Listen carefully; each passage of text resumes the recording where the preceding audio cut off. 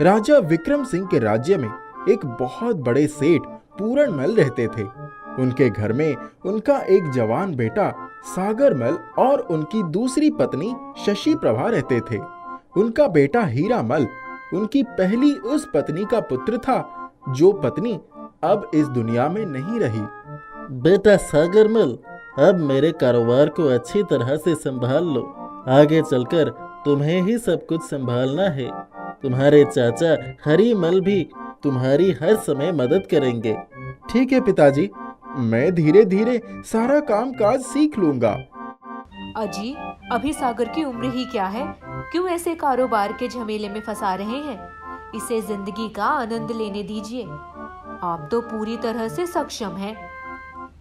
अब मेरी भी उम्र हो चली है, सागर को सब कुछ सीखना ही पड़ेगा। शशि प्रभा ने जान लिया कि अब सारे व्यापार की बागडोर सागरमल के हाथ में आ जाएगी। उसे बड़ी चिंता सताने लगी। एक दिन अचानक सेठ पूरनमल का स्वर्गवास हो गया। सभी लोगों को यह जानकर बड़ा आश्चर्य हुआ। उनके हाथ की नस कटी हुई थी और दूसरे हाथ में चाकू था। शशि प्रभा दहाड़ मार कर रो रही थी। हे भगवान, यह क्या हो रहा है? सागर के बापू ने अपने ही चाकू से आत्महत्या कर ली। भगवान की कृपा से कोई कमी नहीं थी। इन्हें ना जाने क्या सूझी और इन्होंने ऐसा कदम उठा लिया। सेठ जी तो ऐसे ना थे, अच्छे खासे बुद्धिमान, अच्छा खासा व्यापार, ऐसा कैसे हो गया? हमारी समझ में तो कुछ नहीं आ रहा। राजा के सिपाही भी मौके पर पहुंच गए। वे लोग सारी छानबीन करने लगे। उन्होंने सेठ जी के अंग प्रत्यंग का निरीक्षण किया। कोतवाल ने सारी स्थिति को देखा और लिख लिया। सेठ जी की दाहिनी कलाई में नस कटी हुई है, बाएं हाथ में चाकू है, पीठ पर भी बीचों बीच घाव का निशान है। सेठानी जी, आपका कहना है कि उन्होंने आत्महत्या की है। क्या मैं जान सकता हूँ कि उन्होंने आत्महत्या क्यों की? कोतवाल जी, सेठ जी अपनी बीमारी से बहुत परेशान थे। उन्होंने कई बार मुझसे कहा था कि मैं अपनी जान दे दूंगा। जिस दिन यह हादसा हुआ उस दिन घर पर कौन कौन था? सेठ जी, मैं और मेरा बेटा सागर उस दिन घर पर ही थे। नौकरानी छुट्टी पर चली गई थी। कोतवाल ने सारी बातें चिरंजीवी के सामने रख दी। चिरंजीवी, इस मामले की सच्चाई जानकर सही मुजरिम को सबके सामने लाइए। अब ठीक है हुजूर, मैं इस मामले की तह में जाऊंगा और सच्चाई का पता लगाऊंगा। चिरंजीवी ने पता लगाया कि सेठ जी की वसीयत उनके बेटे सागरमल के नाम पर थी। उन्होंने यह बात शशि प्रभा के कान तक पहुंचा दी। चिरंजीवी तहकीकात करने के लिए सेठ पूरनमल के घर पर पहुंच गए। अब सेठानी जी, जिस समय सेठ जी ने आत्महत्या की उस समय आप कहाँ थी? सेठ जी ने आत्महत्या नहीं की, बल्कि उनकी हत्या हुई है। मुझे सागरमल पर पूरा शक है।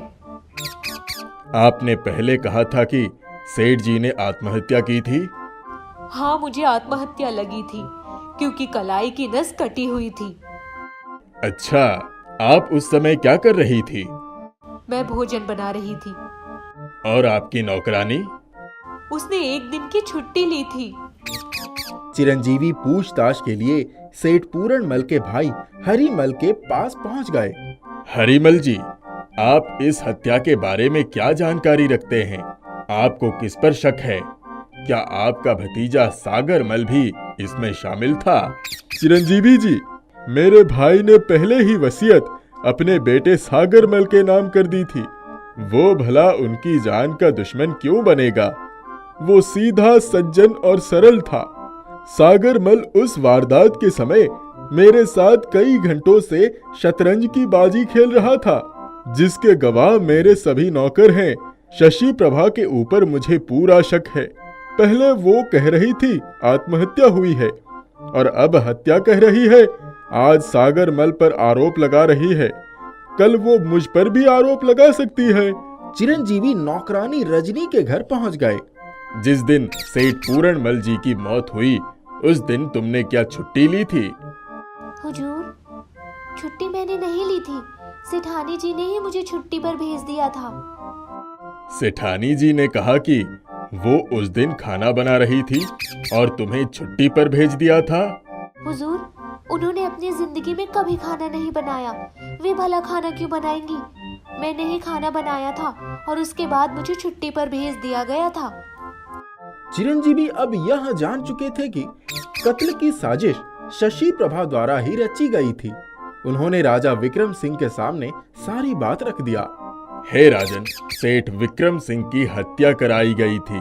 पहले शशि प्रभा ने उसे आत्महत्या का नाम दिया और उन्होंने दिखाया कि सेठ ने अपने हाथ की नस काट ली है।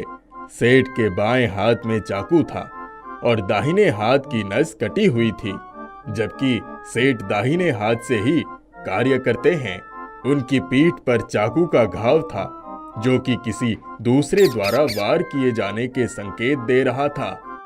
कोतवाल द्वारा तहकीकात में भी यह बात उजागर हो गई थी और यह बात शशि प्रभा जान गई थी।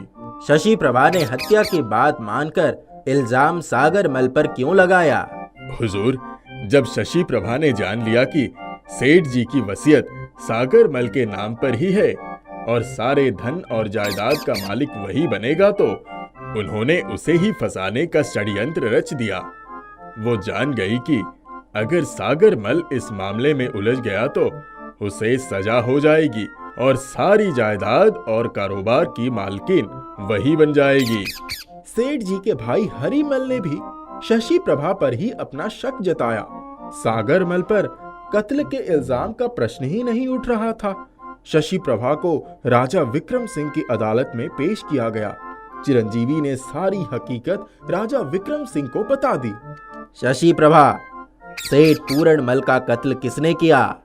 हुजूर, मैंने नहीं किया। चिरंजीवी, अब तुम स्थिति स्पष्ट करो। शशि प्रभा, आप अपने बारे में सफाई क्यों दे रही हो? राजा ने आपके बारे में ऐसा कुछ भी नहीं कहा। सागर मल ने ही अपने पिता का खून किया है। वो तो उस समय अपने चाचा के साथ शतरंज की बाजियां खेल रहा था, जिसके बहुत सारे लोग गवाह हैं। उस समय घर पर सिर्फ सेठ पूरणमल और आप थे। आपने ही अपनी नौकरानी को छुट्टी दे दी थी। यह बात नौकरानी ने ही बताई है।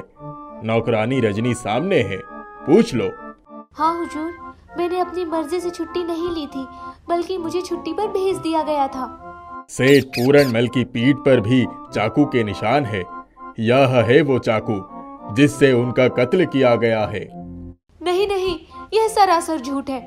यह वह चाकू नहीं हो सकता। इतना कहकर शशि प्रभा पछताने लगी। ओह, इसका मतलब तुम जानती हो कि इस चाकू से कत्ल नहीं हुआ, बल्कि दूसरा चाकू प्रयोग में लाया गया था। अभी अभी तुमने ही कहा कि यह कत्ल वाला चाकू नहीं है। हुजूर, मामला साफ है। इन्होंने कत्ल किया, इसीलिए कत्ल के चाकू की जानकारी इन्हीं को है। अब अपना गुनाह कबूल कर लो। सारी स्थिति साफ हो चुकी है।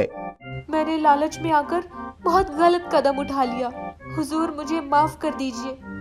चिरंजीवी, तुमने आज अपनी तरकीब से फिर यह बात साबित कर दी कि तुम किसी भी मामले को चतुराई से और आसानी से हल कर सकते हो। शशि प्रभा को आजन्म कारावास का दंड दिया जाता है।